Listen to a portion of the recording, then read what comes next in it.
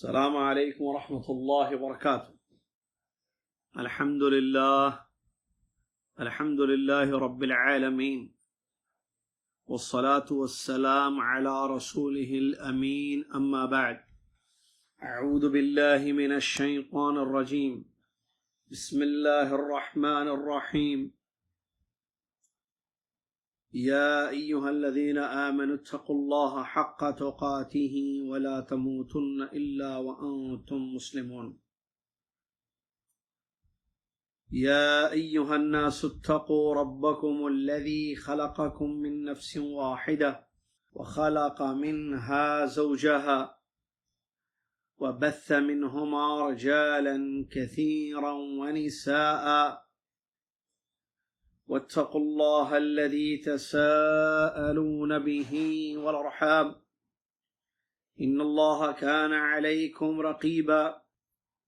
يا أيها الذين آمنوا اتقوا الله وقولوا قولا سديدا يصلح لكم أعمالكم ويغفر لكم ذنوبكم، ومن يطع الله ورسوله فقد فاز فوزا عظيما. وعن أبي هريرة رضي الله عنه قال: قال رسول الله صلى الله عليه وسلم: التسبيح للرجال والتصفيق للنساء في الصلاة. قال ابن شهاب رحمه الله: وقد رأيت رجالا من أهل العلم يسبحون ويشيرون. متفق عليه. ولم يقل البخاري رحمه الله في الصلاة، ولا ذكر قول ابن شهاب رحمه الله.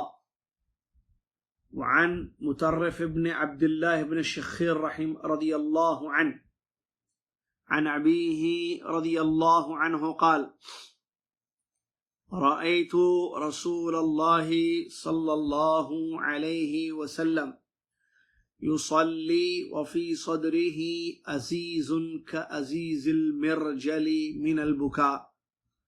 رواه أحمد وأبو داود والترمذي في الشمائل وابن حبان والنسائي رحمهم الله تبارك وتعالى. وعنده وقال يعني يبكي. وقد وهم في هذا الحديث من قال أخرجه مسلم رحمه الله. تمام تعریف، ہر قسم کی بڑائی اور کبریائی اس سے ایک اللہ عز و جل کے لیے ہے، جو اللہ رب العالمین ہم سب کا خالق اور مالک ہے اور معبود حقیقی ہے، جس کی عبادت تا حیات ہم پر واجب ہے۔ اس کی عبادت کا تعلق کسی موسم سے، کسی جگہ سے خاص نہیں ہے۔ وَاعْبُدْ رَبَّكَ حَتَّى يَأْتِيَكَ الْيَقِينُ، زندگی کے آخری لمحے تک اللہ عز و جل کی بندگی، عبادت یہ ہم پر فرض ہے۔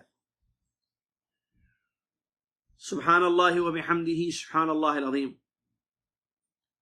صلاۃ و سلام ہو اس کے بعد پیارے نبی امام الانبیاء محمد الرسول اللہ صلی اللہ علیہ وسلم کی ذات گرامی پر، کہ جنہوں نے ہم تک اللہ کا دین پہنچایا، نماز پڑھی، سب سے اچھی نماز کے شروط کو، طریقہ کار کو تفصیل کے ساتھ اپنی احادیث مبارکہ میں بیان فرمایا۔ اللہم صلی علی محمد وعلی آل محمد کما صلیت علی ابراہیم وعلی آل ابراہیم انک حمید مجید۔ اللہم بارک علی محمد وعلی آل محمد کما بارکت علی ابراہیم وعلی آل ابراہیم انک حمید مجید۔ حمد و صلات کے بعد 15 شوال 1441 ہجری مطابق 7 جون 2020 عیسوی مکسلار پر لائیو آپ کی خدمت میں المحرر حدیث شریف کا درس پیش ہے، جس میں انشاءاللہ آج ہم باب شروط الصلاح کی جو آخری حدیثیں باقی رہ گئی ہیں اس کو پڑھ کر ختم کریں گے.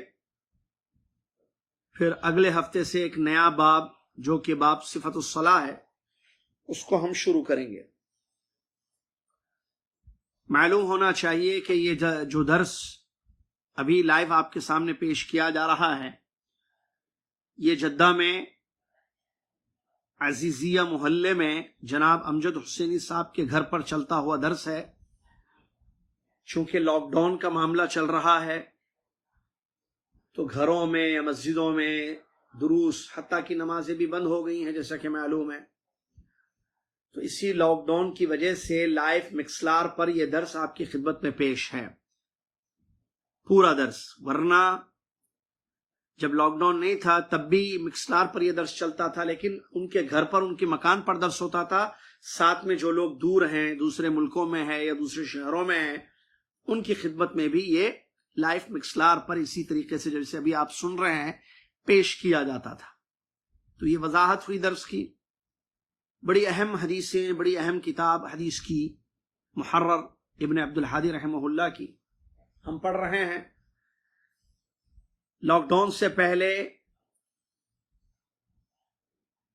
باب شروط الصلاح پڑھ رہے تھے ہم، نماز کی شرطوں کا بیان اور مختلف احادیث، کیونکہ یہ درس خاص حدیث کا درس ہوتا ہے جس میں ایک باب کے تحت مختلف حدیثوں کو جمع کر کے مصنف رحمۃ اللہ علیہ اس مسئلے کی جو باب سے تعلق ہے یا باب میں جو مسئلہ بیان کیا گیا، جیسے صلاح ہو، صوم ہو، حج ہو، عمرہ ہو، جو بھی ہو، اس کی وضاحت کرتے ہیں.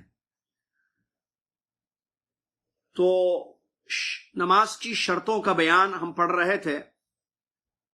اس کی دو حدیثیں باقی رہ گئی ہیں، حدیث نمبر 213 اور حدیث نمبر 214. حدیث نمبر 213 ابو ہریرہ رضی اللہ تعالیٰ عنہ کی حدیث، کہتے ہیں کہ رسول اللہ صلی اللہ علیہ وسلم نے ارشاد فرمایا: التسبیح للرجال والتصفیق للنساء فی الصلاة، کہ نماز میں سبحان اللہ کہنا مردوں کے لیے ہے اور ہاتھوں کو مارنا یا انگلیوں کو ہاتھوں پہ مارنا یا عورتوں کے لیے ہے. امام زہری رحمۃ اللہ علیہ نے فرمایا: میں نے اہل علم کو دیکھا ہے کہ وہ سبحان اللہ پڑھتے ہیں اور اشارہ کرتے ہیں. متفق علیہ، امام بخاری امام مسلم نے اس حدیث کو روایت کیا ہے. لیکن امام بخاری رحمۃ اللہ علیہ نے اپنی روایت میں فی الصلاۃ کا لفظ نہیں بیان کیا نماز میں، اور نہ ہی علامہ ابن شہاب امام زہری رحمۃ اللہ علیہ کے قول کو نقل کیا. تو یہ پہلی حدیث ہے جو نماز کے متعلق آئی ہے. دراصل معاملہ یہ ہوا کہ ابو بکر صدیق رضی اللہ تعالیٰ عنہ ایک دن لوگوں کو نماز پڑھا رہے تھے.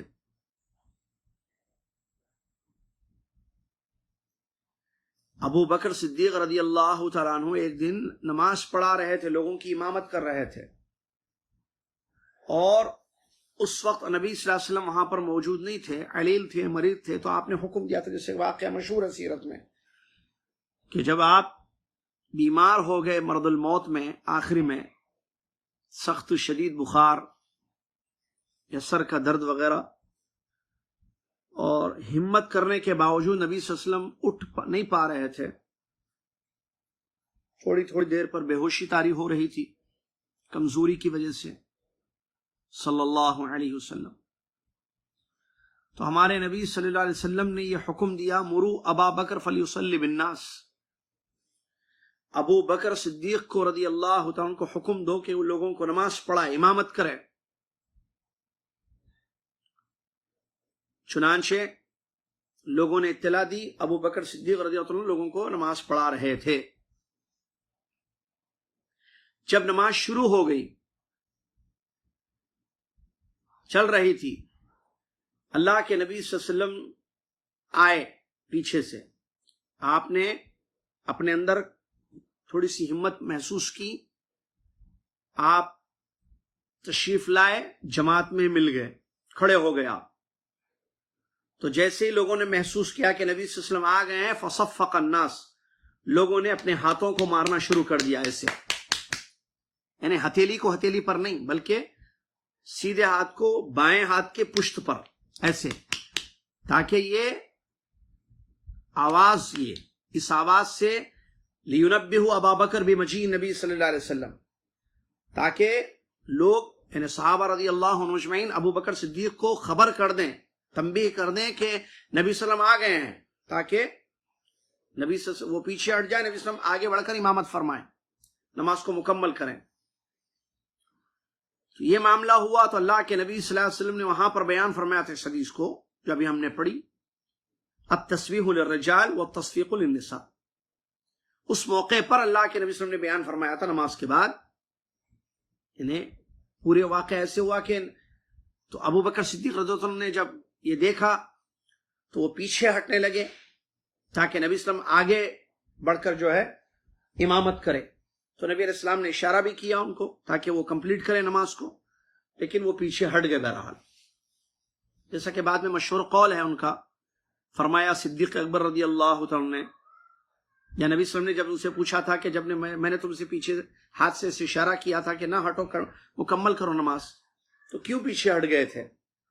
تو نبی ابو بکر صدیق رضی اللہ تعالیٰ نے فرمایا ابن ابی قحافہ کے بیٹے کی یہ مجال نہیں ہے کہ وہ نبی صلی اللہ علیہ وسلم کی امامت کرے، آپ نہیں تھے، میں پڑھا رہا تھا، مطلب یہ آپ کے حکم پر عمل، اب آپ آ گئے ہیں تو آپ ہی امام ہیں، اللہ اکبر صلی اللہ علیہ وسلم۔ یہ ادب کا تقاضا تھا۔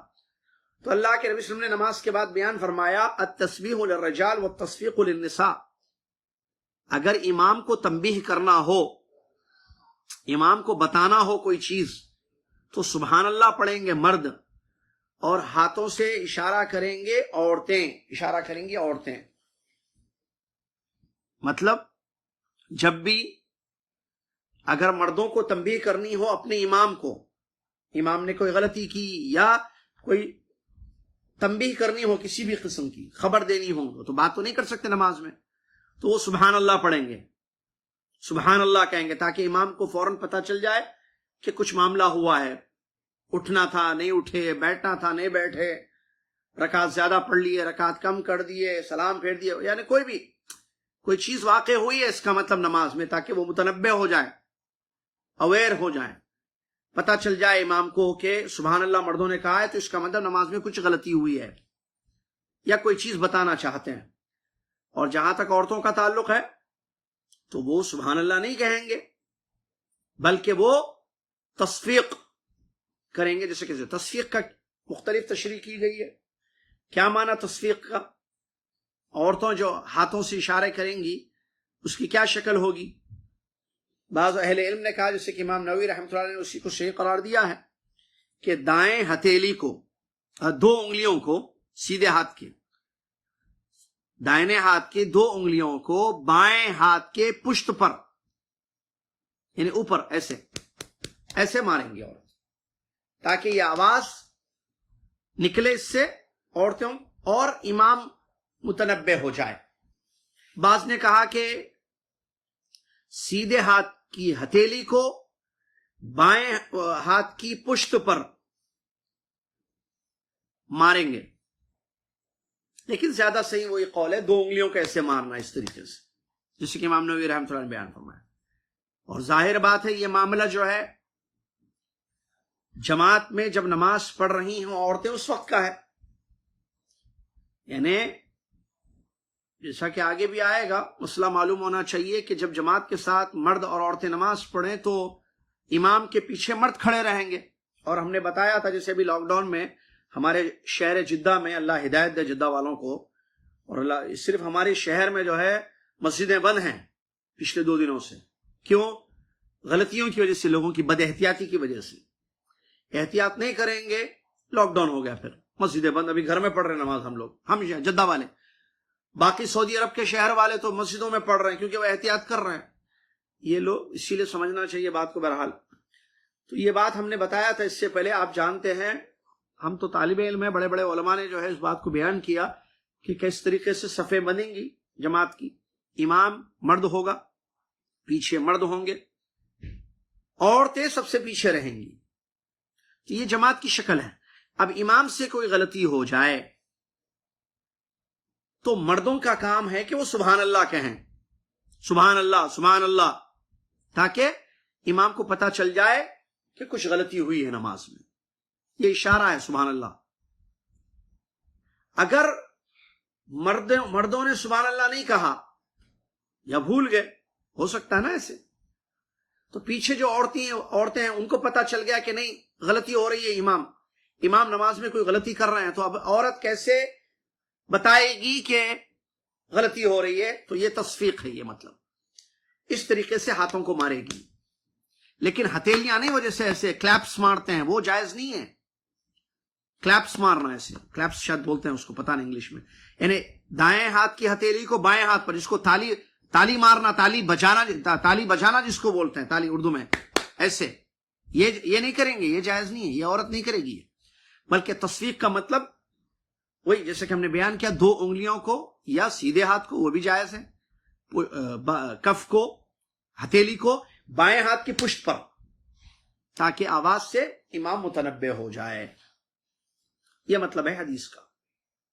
اب عورت اگر گھر میں نماز پڑھے, جو کہ افضل ہے اس کے لیے, اس میں کوئی شک نہیں ہے حدیث کی روشنی میں, تو عورت جب گھر میں نماز پڑھے گی تو یہ معاملہ اس کا نہیں, وہ تو انفرادی نماز ہے اس کی. یہ حکم جو ابھی ہم نے حدیث میں پڑھا کہ نبی صلی اللہ علیہ وسلم نے کیا فرمایا, سبحان اللہ مرد بولیں گے اور عورتیں تصفیق اشارہ کریں گے ہاتھوں سے. یہ جماعت میں ہے, صرف جب سب جماعت بنا کے نماز پڑھ رہے ہوں. یہاں اس حدیث میں متفقہ روایت ہے, امام ابن شہاب, امام زہری رحمۃ اللہ علیہ کا قول بھی نقل کیا گیا, لیکن وہ امام بخاری نے اپنی رحمہ اللہ نے اپنی روایت میں نہیں نقل کیا. امام مسلم نے اس کو ذکر کیا کہ میں نے اہل علم کو دیکھا وہ سبحان اللہ کہہ رہے تھے اور اشارہ بھی کر رہے تھے. تو تسبیح ہے, اور نماز کا ذکر امام بخاری رحمۃ اللہ نے نہیں کیا ہے, لیکن یہ نماز ہی کے لیے ہے. امام مسلم نے اس کا ذکر کیا ہے, اور بھی روایتیں موجود ہیں اس سلسلے میں, جس سے یہ معلوم ہوتا ہے کہ یہ نماز میں ہے. اور یہ جو یہاں اس حدیث شریف میں عورتوں کے لیے تصفیق کا ذکر کیا گیا ہے, عورتیں سبحان اللہ نہیں کہیں گی. یہاں اس میں ایک مسئلہ ہے کہ کیا عورت کی آواز پردہ ہے؟ عورت کو کیوں حکم دیا گیا ہے کہ وہ ہاتھوں سے اشارہ کرے اور سبحان اللہ نہ کہے؟ کیونکہ مرد موجود ہیں, حاجت نہیں ہے. تو معلوم ہونا چاہیے عورت نامحرم سے بلا حاجت بلا ضرورت بات نہ کرے, ضرورت ہو تو بات کرے. نامحرم جو ہوتے ہیں ان سے بلا حاجت نہ بات کرے. اگر حاجت ہو, ضرورت ہو, جیسے دکان والا ہے یا ٹیکسی ڈرائیور ہے, ضرورت ہوتی ہے نا, یا ٹیلر ہے, ٹھیک ہے, شاپ کیپر ہے, یا اسی طریقے سے کوئی بھی کام کرنے والے لوگ جو ہوتے ہیں, تو وہاں ضرورت ہوتی ہے, تو جتنی ضرورت ہے اتنی بات کی جائے. بلا حاجت بلا ضرورت عورت کا بات کرنا صحیح نہیں ہے. اور فتنے میں مبتلا نہ ہو انسان, علماء نے اس کا بھی ذکر کیا ہے, کہ عورت کی آواز سے اگر فتنہ ہو سکتا ہے تو پھر وہ بات نہیں کرے گی, تاکہ فتنہ واقع رونما نہ ہو. اسی لیے کہا گیا کیونکہ یہاں مرد ہیں, جماعت میں مرد ہوتے ہیں, وہاں ضرورت ہی نہیں ہے عورت کو سبحان اللہ بولنے کی, کیونکہ مرد ہے نا. مردوں نے نہیں کہا سبحان اللہ تو عورت اشارہ کر رہی ہے ہاتھ سے, تاکہ امام کو پتہ چل جائے. تو مقصد حاصل ہو رہا ہے. جہاں عورت کو ضرورت نہ پڑے بات کرنے کی, بات کیے بغیر کسی اور طریقے سے کام ہو سکتا ہے تو وہی طریقہ اپنایا جائے. یہ مطلب ہے جو اہل علم نے ذکر کیا ہے. اور نماز میں اسی لیے منع کیا گیا بات کرنا کہ کہیں فتنے میں مرد مبتلا نہ ہو جائیں, کیونکہ مردوں کے پیچھے وہ کھڑی ہیں, اور اجنبی مرد ہوتا ہے جماعت کے ساتھ ہے تو سبحان اللہ بولے گی تو کہیں ایسا نہ ہو کہ اس کی آواز کی وجہ سے جو سامنے مرد موجود ہے، نماز ہے، عبادت ہے، خشوع و خضوع ہے، تو اس میں کسی قسم کا خلل واقع نہ ہو جائے، یہ مطلب ہے۔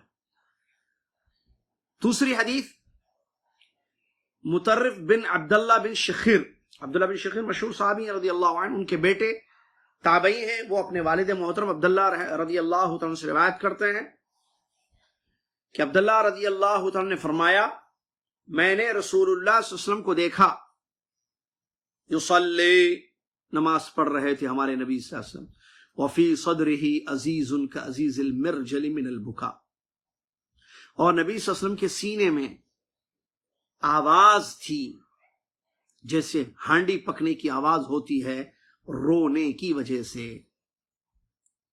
اس حدیث کو امام احمد، امام ابو داؤد، امام ترمذی، امام احمد نے اپنی مسند میں، امام ابو داؤد رحمۃ اللہ علیہ نے اپنی، امام احمد رحمۃ اللہ نے اپنی مسند میں، امام ابو داؤد رحمۃ اللہ علیہ نے اپنی سنن میں، امام ترمذی رحمۃ اللہ علیہ نے اپنی کتاب الشمائل میں، جو دوسری کتاب ہے شمائل، اور امام ابن حبان نے اپنی صحیح میں، امام نسائی رحمہ اللہ اپنی سنن میں روایت کیا ہے۔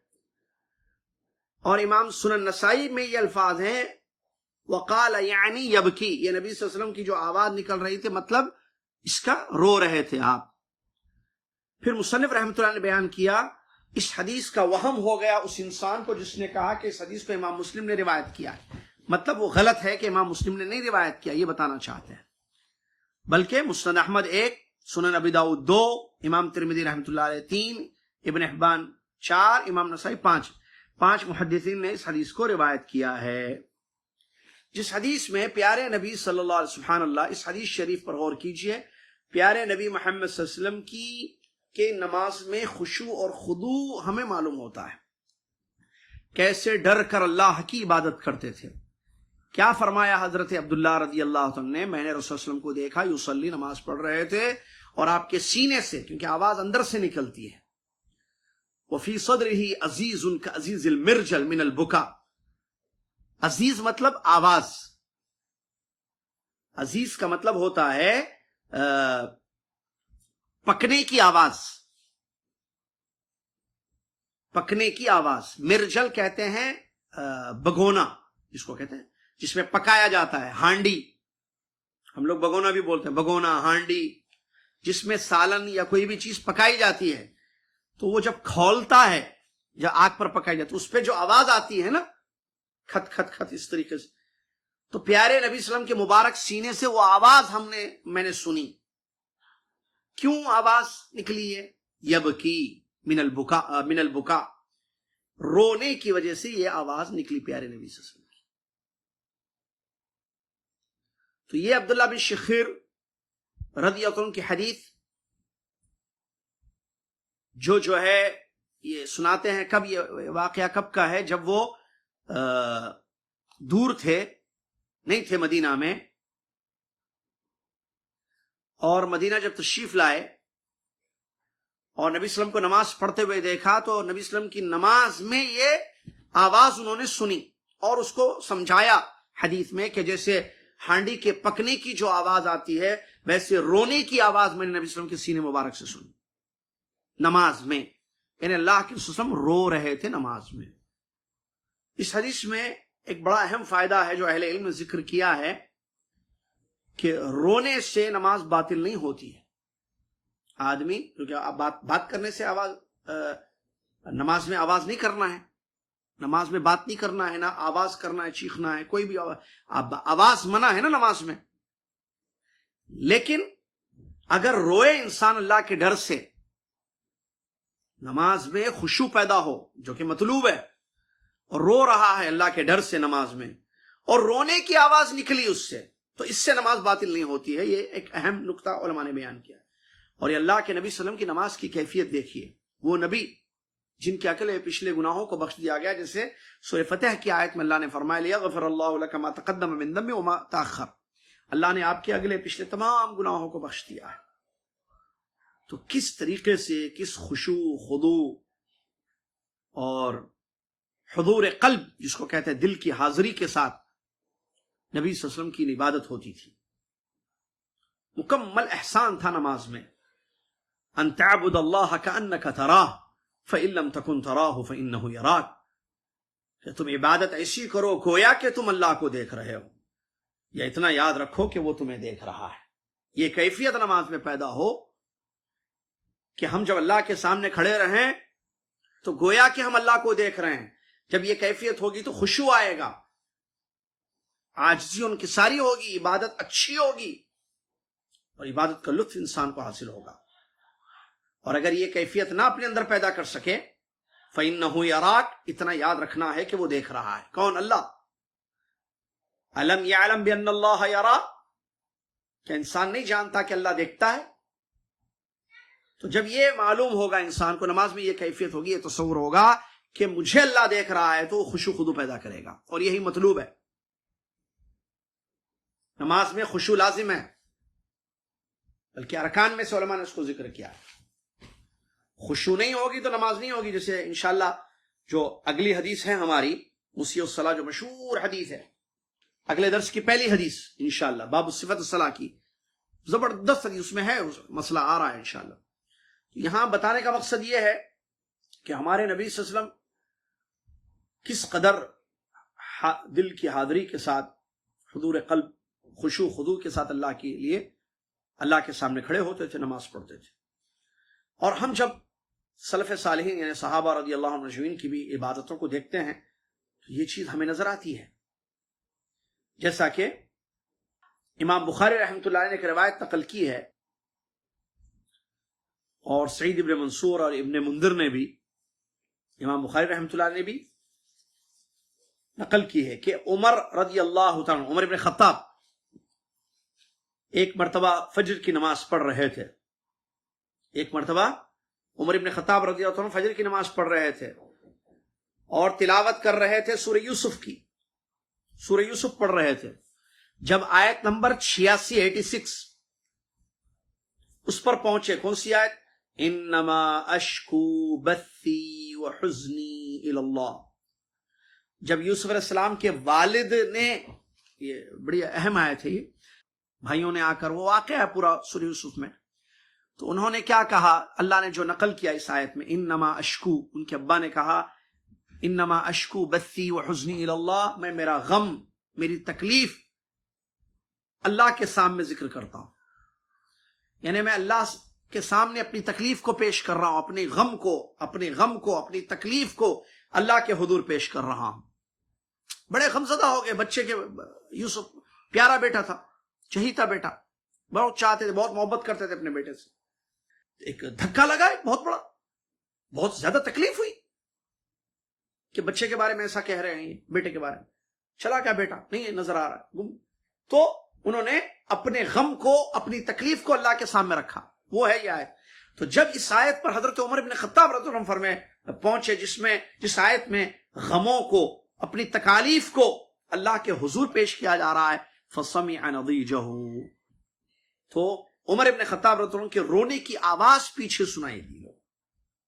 فجر کی نماز میں جب آپ یہ آیت پر پہنچے تو معلوم ہوا ہمارے نبی صلی اللہ علیہ وسلم کا طریقے کے علاوہ، انہی کے طریقے پر چلتے ہوئے صحابہ رضی اللہ عنہ اجمعین بھی اللہ کے ڈر سے، اللہ کے خوف سے نمازوں میں روتے تھے.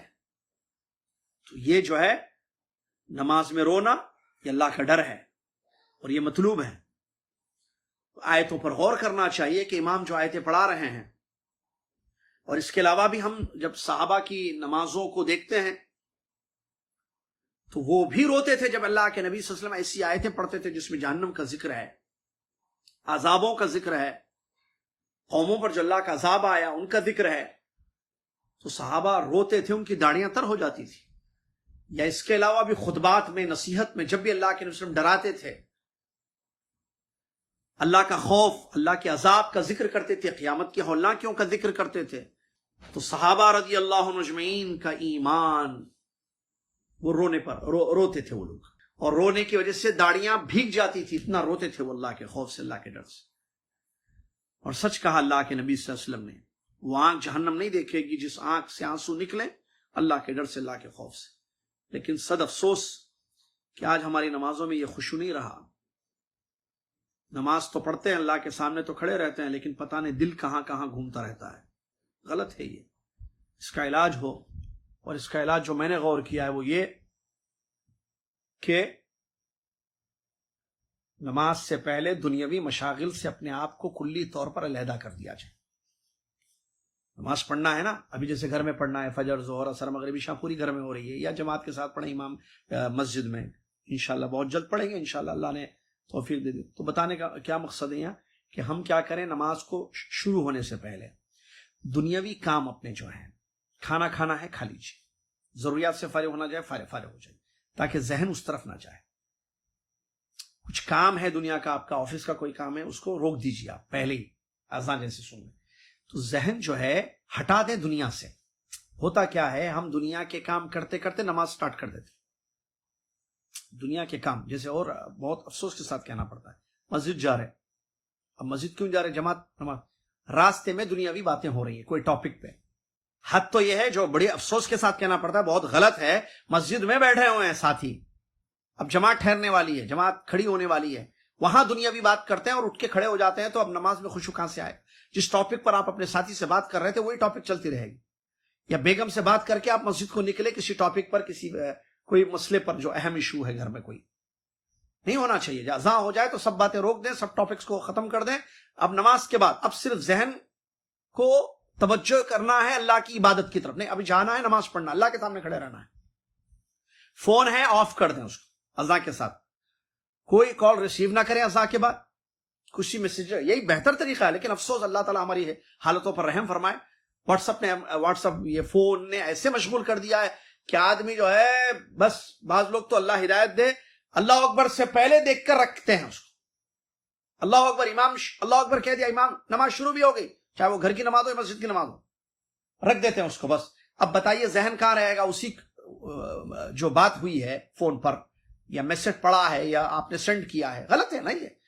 میں یہ مشورہ دینا چاہتا ہوں اپنے لیے، میں نصیحت کرنا چاہتا ہوں آپ کے لیے، ہم اذان کے ساتھ بند کر دیں ٹوٹلی طور پر. جائیں فارغ ہوں، ضروریات سے وضو کر لیں، اب ختم. اذان کے بعد کوئی چیز نہیں ہے دنیا کا کام، الا یہ کہ ایمرجنسی کیسز الگ ہوتے ہیں. اذان کے بعد دنیا کا کوئی کام نہیں، کوئی ضروری نہیں ہے فون اٹھانا کسی کا. اذان کے بعد آئے دیکھیں شیطان کیا کھیلے گا، تم خالی بول دو کہ نماز پڑھنے جا رہے ہو تم. ارے کیوں بولنا؟ ضروری ہے بولنا؟ ان کو نہیں بولیں گے. اگر وہ جدہ کا آدمی ہے تو اس کو نہیں معلوم کہ نماز کا وقت ہے یہ. اگر اس کو ایمرجنسی بھی ہے کوئی مسئلہ نہیں، اس کی ایمرجنسی ہماری عبادت سے بڑھ کر نہیں ہے. کیا ایمرجنسی ہوگی اس کی؟ ہم کیا کر سکتے ہیں اس کے لیے؟ جو کر سکتے ہیں کریں گے نماز کے بعد، کوئی مسئلہ نہیں. کوئی مسئلہ بھی پوچھنا ہو تو نماز کے بعد پوچھ لیں، کوئی بات کرنا ہو تو نماز کے بعد وہ کر لیں، لیکن نماز کے وقت نہیں ہونا چاہیے. بلکہ میں کہوں، میں اور آپ، میں خود بھی انشاءاللہ عمل کروں گا، آپ بھی کریں، ہم کرنا چاہیے ہم سب کو. ہم نمازوں کے وقت گھڑی دیکھیں، فون دیکھیں. اگر ہم دوسری شہر میں، دوسرے ملک میں ہیں، تب بھی اس بات کا خیال رکھیں کہ کہیں ہم جہاں جس سے بات کرنا چاہ رہے ہیں وہاں اس وقت نماز تو نہیں ہے، تو کال نہ ملائیں، ہم کال نہ کریں. بھائی پاکستان میں 2 گھنٹے کا فرق ہے، 1.5 گھنٹے کا فرق ہے، یہاں عصر ہے تو وہاں مغرب ہے، انڈیا میں یہاں مغرب ہے تو وہاں عشاء ہے، تو ہم نہ کریں فون. آپ فارغ ہیں لیکن وہ آدمی نماز کو جا رہا ہے، تاکہ نمازیں ہماری جو ہے خشوع خضوع کے ساتھ چلیں. میں یہ کہنا چاہتا ہوں ہم ایک عادت بنا لیں اپنی. کیا عادت؟ اذان کے بعد نو، خلاص فون سائڈ میں رکھو، ختم، اندر رکھو فون. سائلنٹ بھی نہیں. وہ بعض لوگ جو ہے خالی سائلنٹ تو کرتے، بات سائلنٹ بھی نہیں کرتے، وہ تو اور بڑا مسئلہ ہے. اللہ ہدایت دے. مسجد میں جو ہے رنگ ہو رہی ہے. بعض لوگوں نے حد پار کر دی، میوزک لگا دیے، میوزک بج رہی ہے. اب کسی نے اس کو کہا کہ ہاتھ ڈال کے جو ہے بند نہیں کرنا اس کو. خشوع خضوع کیسے آئے گا نماز میں؟ بالکل ٹوٹلی طور پر فون سے علیحدہ ہو جائیں اور اللہ اکبر کھڑے ہو جائیں. امام جو نماز پڑھا رہے، اب خشوع خضوع ہو، جہری نماز ہو، آیتیں پڑھی جا رہی ہے تو غور کریں ان آیتوں پر. اگرچہ ہمیں عربی نہیں آ رہی پھر بھی غور کریں، کچھ تو سمجھ میں آئے گا نا کہ کچھ پڑھایا جا رہا ہے اللہ کا کلام. اس میں قیامت کا ذکر ہے، قوموں کا ذکر ہے، نبیوں کا ذکر ہے، آخرت کا ذکر ہے، توحید کا ذکر ہے. غور کریں اس کے بارے میں تاکہ جو ہماری نماز میں خشوع پیدا ہو. رکوع کریں خشوع کے ساتھ، سجدے کریں خشوع خضوع کے ساتھ، اللہ کے سامنے جھکیں، ذہن ادھر ادھر بھٹکتا نہ ہو. اسی لیے منع کیا حدیثوں میں کہ آپ کو اگر ضرورت ہے پیشاب پاخانے کو جانا ہے، ٹوائلٹ کو، آپ اس حالت میں جا کے نماز کو مت کھڑے رہیں. کیوں؟ آپ کا ذہن جو ہے خشوع نہیں رہے گا. پھر بھوک لگی تو حدیث میں ہے نا، لا صلاۃ بحضرۃ الطعام، جب نماز کھانا موجود ہو، آپ کو بھوک لگ رہی ہے تو نماز مت پڑھیے آپ. کیوں؟ کیونکہ آپ نماز پڑھیں گے تو بھوک کی حالت میں تو بھوک کی وجہ سے ذہن آپ کا کھانے کی طرف جائے گا. کب سلام پھیروں گا، کب کھاؤں گا، یہ معاملہ رہے گا. تو آپ کھا لیجیے. آپ گہری نیند آ رہی ہے تو منع کیا گیا نماز. آپ فل نیند میں ہیں اور نماز کے لیے کھڑے ہو گئے تو آپ نیند میں ہی سو جائیں گے. آپ کو پتہ نہیں چلے گا آپ کیا پڑھ رہے ہیں، کتنی رکعت پڑھ رہے ہیں، خشوع نہیں رہے گا. تو یہ تمام چیزیں جو ڈسٹرب کرتی ہیں آپ کی عبادت کو، خلل پیدا کرتی ہیں ہماری عبادتوں میں، ٹوائلٹ، واش روم وغیرہ، یا کھانا یا نیند، ان چیزوں سے دور رکھنا ہے، ان چیزوں سے فارغ ہو جانا ہے، اس کے بعد پڑھنا ہے عبادت. عبادتوں میں خشوع خضوع بہت ضروری ہے. ہماری نماز ہی دیکھیے کیسی، اللہ اکبر، پوری 4 رکعت پڑھتے ہیں، 4 رکعت میں پتہ نہیں کہاں کہاں جا کے آ جاتے ہیں. ہمارا دل پتہ نہیں کہاں کہاں چلا گیا ہے. کوئی کراچی چلا گیا، کوئی لاہور چلا گیا، کوئی حیدرآباد چلا گیا، کوئی دلی چلا گیا، اور دنیا کی پوری خبریں گھومتے رہتی ہیں. کیوں بھائی؟ ذہنوں کو خالی کریں دنیا سے، دنیا کی مشاغل سے. یہ اللہ کا حق ادا کیا جا رہا ہے. میری اور آپ کی زندگی کا مقصد ہے نماز، عبادت. نماز نہیں، عبادت. جس میں نماز ہے 5 وقتہ. رمضان کے روزے تو ختم ہو گئے، فرض. اب تو روزانہ تو 5 وقتہ نماز ہی رہ گئی نا ہماری. تو کیوں نہ ہم اس کی پابندی کریں. بہرحال یہ بہت اہم نقطہ ہے. دیکھیے ہمارے نبی صلی اللہ علیہ وسلم کیسے نماز پڑھتے تھے. دیکھیے عمر ابن خطاب کی نماز دیکھیے، روتے تھے جب آیتیں سنتے تھے. ایسی کتنی آیتیں ہم نے سنی ہیں، سنتے ہیں، لیکن ہمیں ایک تو پہلے تو معلوم ہی نہیں ہے کہ جو ہے ہم جو آیت سن رہے ہیں وہ کس چیز کے بارے میں ہے، کیونکہ ہمارا دماغ ہی نہیں جاتا اس طرف. یہ بہت غلط ہے. اس کا علاج بہت ضروری ہے، ورنہ نماز ضائع ہو جائے گی. ورنہ نماز کا ہمیں صحیح اجر نہیں ملے گا، کم اجر ملے گا. پھر پورا اجر پانے کے لیے، رب کو راضی کرنے کے لیے عبادتوں میں خشوع ضروری ہے. اور اس کے لیے ہر وہ چیز جو ہماری عبادت میں خلل پیدا کرتی ہے، اگر فون ڈسٹرب کر رہا ہے تو فون کو ہٹا دیجیے. بچے ڈسٹرب کر رہے ہیں، بچوں کو دور کر دیجیے. آپ دنیا کی کوئی میٹنگ، دنیا کی کوئی چیز ڈسٹرب کر رہی ہے، کہیے نہیں میں جو بات کرنا نماز کے بعد بات کیجیے. اذان کے بعد کوئی بات نہیں ہوگی. اذان کے بعد بھی بعض لوگ جو ہے میٹنگ کنٹینیو کرتے ہیں، بعض کرتے ہیں، بہت سارے لوگ. بھائی غلط ہے. آفیسز ہو بھائی، سوری بھائی اذان ہو گئی، ابھی میٹنگ ووٹنگ میں جو بات کرنا ہے نماز کے بعد کریں. تو بہرحال فاتقوا اللہ ما استطعتم، انسان اللہ سے ڈرے جتنا ہو سکے. اس پر عمل ہونا چاہیے. اللہ تعالیٰ مجھے اور آپ کو اس پر عمل کرنے کی توفیق عطا فرمائے. یہ 2 حدیثیں تھیں جو باب شروط الصلاح کی باقی رہ گئے تھے، ہم نے ختم کر دی. انشاءاللہ آئندہ اتوار سے ایک نیا باب، نیا چیپٹر ہم شروع کریں گے. باب صفت الصلاح، نماز کی صفت، جو کہ ہم سب کے لیے ضروری. نماز کا طریقہ کہ نماز کیسے پڑھنی چاہیے، اللہ اکبر، سب کے لیے ضروری ہے. یہ تو بتائیے. حدیثیں ہم پڑھیں گے انشاءاللہ آئندہ اتوار سے. اور اس میں پہلی حدیث مسیح الصلاح، بہت مشہور حدیث ہے، بہت اہم حدیث ہے، بہت فوائد ہیں اس میں. آپ سے مؤدبانہ گزارش ہے کہ پابندی سے وقت پر آ جائیں. اللہ عالم آئندہ اتوار گھر پر مطلب درس کی اجازت ملے گی، یا یہی لاک ڈاؤن میں ہمیں لائف ایسے ہی درس دینا پڑے گا. جیسے بھی ہو ہم ہر حال میں تیار رہیں. بہرحال آپ بھی دوسروں تک اس چیز کو پہنچا دیں تاکہ لوگ بھی مستفید ہوں اور حدیثوں سے ہم مسائل کو سمجھیں. جزاکم اللہ خیر.